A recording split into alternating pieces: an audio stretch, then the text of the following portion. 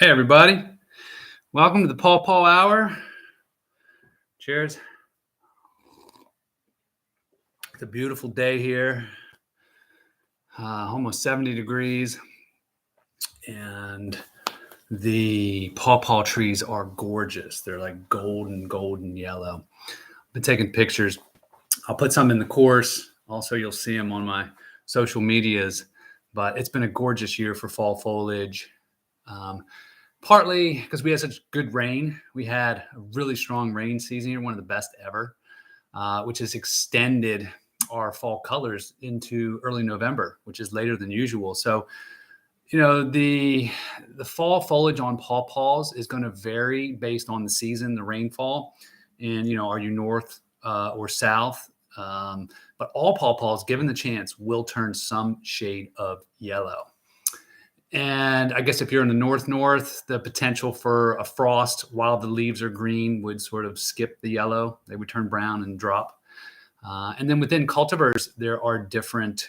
There's different shows.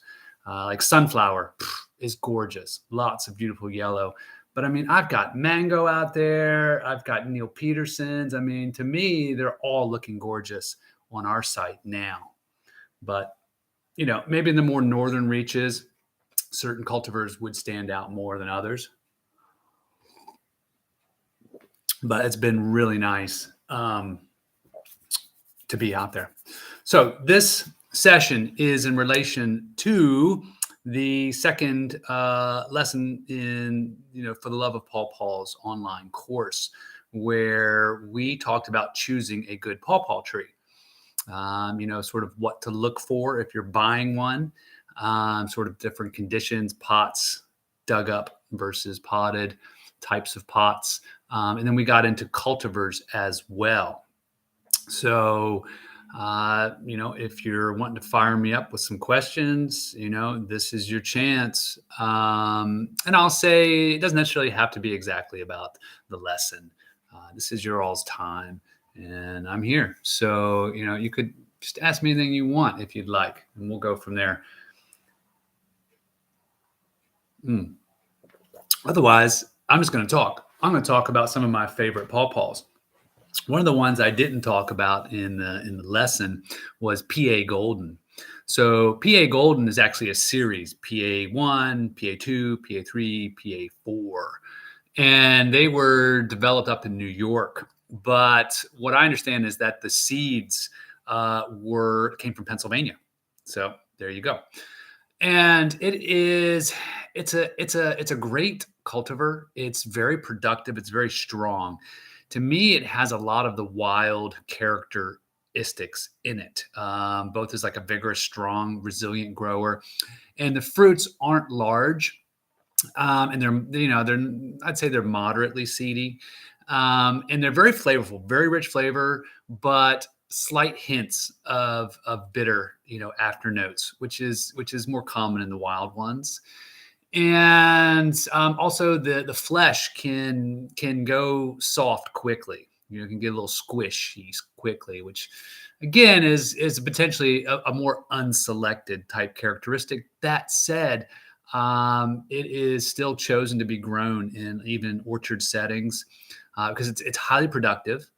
It's certainly a gorgeous tree. It's got a beautiful fall foliage out there. But I would say the number one reason that it's of interest is that it's one of the shorter season producers. So it's one of the first to fruit, which is very important, when you're in the northern climes or you're out there on the northwest, where it's not necessarily the cold weather out there as much as it is not having enough of those summer heat units to bring the fruit ripe. So PA Golden is a good one for those, especially for those northern regions. Now, it's typically all you're going to find in the nursery industry are PA1 and PA4. It's harder to find PA2 and PA3, and maybe that's because they're not as good as PA1 and 4. I don't know. I do grow PA1 and PA4. And I do like them both, and they have similar characteristics. So I recommend it. I wouldn't necessarily go crazy on it. At one Pawpaw Fest that I went to, and our own Pawpaw Fest as well, a lot of people were digging on the PA Golden. But different people like different types of pawpaws. There's the sweet, light, aromatic notes of like mango or Sioux or Shenandoah. And a lot of people, that's their thing. Then there's people who like the funky, rich aromatic stuff, like myself, and I would say the PA Golden is certainly more in that one. All right. Got a message from Melissa. Hello. Flora. Beautiful last name. I just did a video in Spanish I'm going to put out there. So she says, I'm curious about grafting. I'm assuming that field grafting while still in the pot is ideal. Not necessarily, because any bench grafting for a bare rootstock of pawpaw would be risky to the roots. Okay, so I did say ask me whatever you wanted, but I covered this really well in next week's session 3. I recorded it today. I've now got to work on it and edit it. But next week, you're going to get a full response to this. But so the gist is that I like to field graft my pawpaws. So typically, when you're grafting a pawpaw or you're buying a grafted pawpaw, they have grafted in the second year of growth. So they've grown out a seed and a seedling. That's your rootstock, and then they've waited 2 years. So already that tree has been in the pot for 2 years. So that then gets grafted, and they have to grow it the rest of that year, pretty much another year to stabilize it, and they sell it. So you're basically keeping a pawpaw in a pot for 3 years, which I'm not a fan of. It'd have to be one huge pot, to not really be damaging or limiting those roots.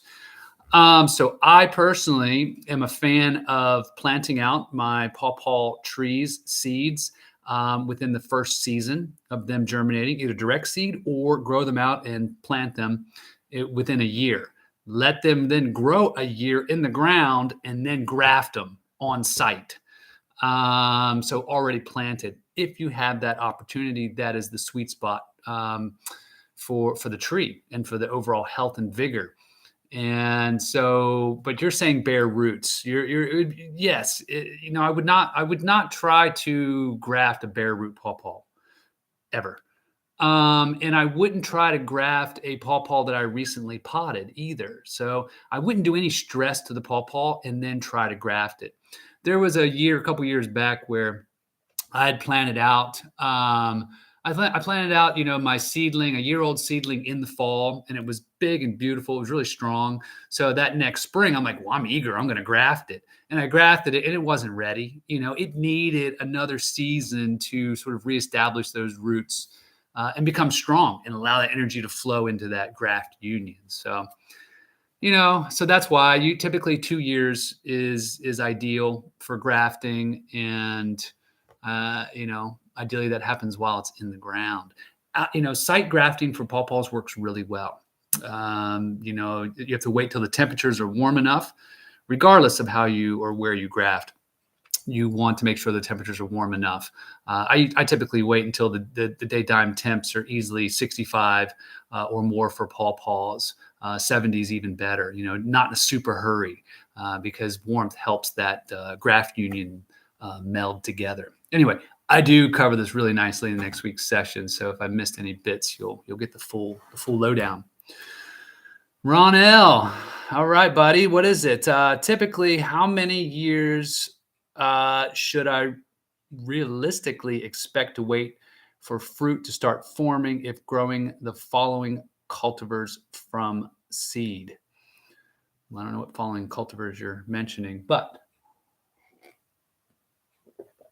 so it varies. Generally speaking, when your tree is 6 feet tall, it should be producing if it's getting sunlight, right? And under ideal conditions, if it's a seedling, not grafted, you're growing it from seed, 6 years is the average. And that's if everything's really happy. That's a happy site, full sun, good growth. It's probably up to 6 feet. And you can start actually getting really strong fruiting at that point from a seedling off the bat. Now, if it's not a great site and great soil, you can't say 6 years because, it may only be 3.5 feet tall and struggling. So really, it's almost more about how happy it is, and is it at that 6 foot of growth, so to say, if it's a seedling. Now, if it's grafted, that's a different story. You could buy a grafted tree, plant it, and it'll probably fruit the next year for you. But I would not let it fruit. I would pull those fruits off. Having a small tree that's trying to get established, put energy into a fruit is just going to retard the tree. It's not going to be good for the tree's health, its longevity. So, as exciting as it is to have those fruits, those first fruits, pull them off. Ideally, even just pull the flowers off, if you see it flowering. So, a grafted tree can pretty much graft, almost the year after, because the genetics of a graft it's a scion wood, which I also talk about in next week's session. And it's already got the chemistry to fruit. So it's eager to do that. But again, I would discourage it. Let's see. You're telling me PA Golden, Allegheny, Susquehanna, 30 miles outside New York City. All right, man.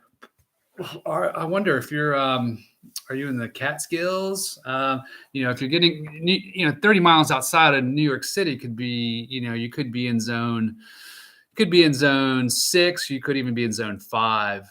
So again, it's really going to matter on the vigor of your tree. Susquehanna, I'd be interested to hear how that does if you are in a colder region. They can be some of the later to mature fruits, but your Allegheny and your PA Golden will be good for the colder seasons. But you're not going to get necessarily a different fruit set amongst the different cultivars. Like one's not going to fruit for you at 4 years and one's going to fruit for you at 6 years. It's more about, is it a seedling or is it grafted, and what conditions are it's in? All right, Melissa, can I direct seed in a mostly coniferous forest? 50-50. I would include endomycorrhizae either way. Cool. You need light, you need light, and you need a pH. You need a pH that's ideally, 5.5, up to about 7. So check your pH and make sure it's not too much. You could add some lime, but you're really going to want to make sure that you're getting light. And sometimes around coniferous forests, it can be quite dry if there's a lot of roots from those mature trees that are really keeping the ground dry. So you might just go out there and dig a little bit before you go planting and just look at the soil and say, all right, hey, is this full of all these root hairs of all these trees around me? Does it look like a really dry soil? That might give you some indicators. Not that that's a stopping point.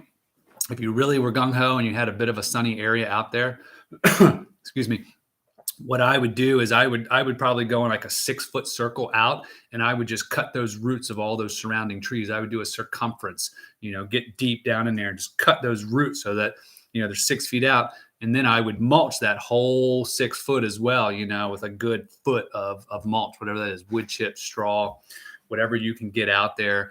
And then I would plant in the middle of that and give it, more favorable conditions. Again, lime it if it needs it for the pH, dolomitic lime, which is nice because that'll add magnesium and a few other elements as well. So, being coniferous forest does not necessarily exclude the possibility of it growing there, and they might create a nice windbreak as well. So, all right, hopefully that answers you.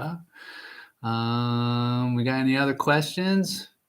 Yeah, I didn't send out another reminder about today's. I can't quite decide, should I be emailing everybody all the time, and anyway.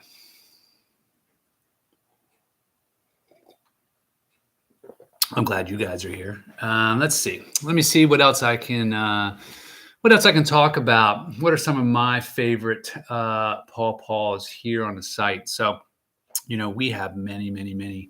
We have about 100 trees here on our site at different ages, and probably about 25 different cultivars.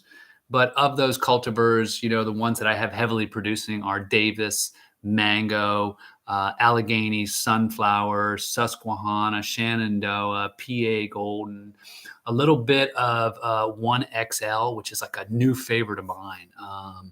It is like one of the best fruits that I've tasted, and I didn't really realize that till this year. and it's partially shaded by a tulip poplar that I'm actually going to limb tomorrow because I'm doing a mushroom workshop on Sunday, and I need mushroom logs. I'm going to grow oyster mushrooms on tulip poplars. So I'm stacking functions there where I'm like, all right, I want to bring some more sun to this 1XL. So I'm going to limb up that tulip poplar and get my mushroom logs at the same time. And then, hopefully I'm going to be getting more of that 1XL. And I'm going to be grafting a bunch more of 1XL onto some of the other, select seedlings I have around my property and other people's properties wherever I can get an opportunity. I was really blown away by it. I don't know if you guys saw that video I included in the resources, but I trialed like 6 different Pawpaws, and that 1XL was top of all of those. I mean, that wasn't the best selection, but I was quite impressed. And that's one of Corwin Davis. He was a Michigan Pawpaw breeder and collector, and that was one of his intentional crosses. So it wasn't just one of the wild ones that he found; it was one that he went and crossed. And good job, good job, Mr. Davis. Now the Davis Pawpaw that I have a Davis, and it doesn't necessarily get high rankings when you look it up, and I would say it's moderate. Also for us, beautiful tree, very ornamental, very, very dark green lobed leaves, good vigorous grower.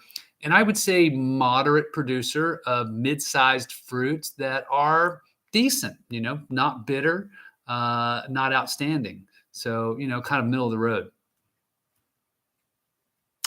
All right, Ron. Thank you. I appreciate you guys too, being in love with Pawpaws. I appreciate anyone in love with Pawpaws. All right, Ron, I have had several trees in big 1 pots for about 2 years now. Can I still plant these successfully? Yeah, absolutely. But you want to plant them? I'd plant them now, man. I like fall planting. If you have a good site that's really well prepared, I get them babies in the ground. If they're root bound, if the roots are wrapping around them at all, I would very carefully, tease those out. You don't want to plant a tree with the roots still wrapped around it. It'll want to keep doing that in the hole. So you want to tease them apart. When you dig your hole, you want to make sure dig a big wide hole, why not? You don't want to dig deeper than the tree itself, but you can go as wide as you want. So dig a really big wide hole, loosen that soil up, make sure it's crumbly. Think about small roots trying to go out into it, right? You want to make it really, really choice for them. So dig a big wide hole, tease those roots out, try not to break them, and then very carefully put your medium in around it. Water it in, not with municipal water, and then mulch the heck out of it. And I would say you're probably good. I mean, you can also overwinter it, stick it in your garage, unheated garage, and you could do it in the early spring. Just make sure it's not drying out over the winter. Check it every 3 weeks or so. But yeah, I think fall planting is a great time. And, a lot of people, most people would probably argue with me about, being able to grow things in smaller pots. And obviously that's the way most trees are being grown and sold, and most of them successfully grown. It's just not ideal, and it's not that hard to do it ideally. So that's kind of where I'm coming from. All righty, guys. All right. I think I'll cut it there. If you guys don't have any more questions, thank you to everybody for tuning in. And I look forward to releasing this next session next week and doing another one of these live sessions, the one following. So happy Paw Paws to you guys. See ya.